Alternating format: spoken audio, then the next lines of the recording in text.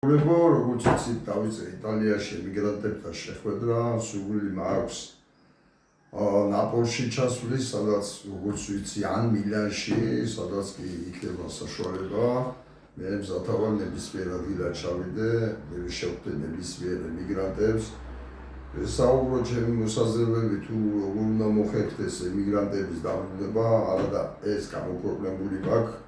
რომ ყველა გადარიცხული ფულიდან რაღაც ფონდი უნდა შეიქმნეს, სადაც ეს ფული აკუმულირდება რაღაც დოზი, თქვა 100 ევროდან 1 евро უნდა წავიდეს ამ ფონდში და სხვადასხვა მოსაზრებებიც გამაჩნია.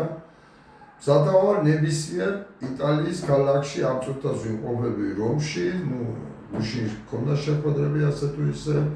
რამდენიმე ათეულ ადამიანთან მზადა ვარ მილანი იქნება ეს თუ ნაპოლი, ჩავიდე და შევხვდე ადამიანებს და ვესაუბრო.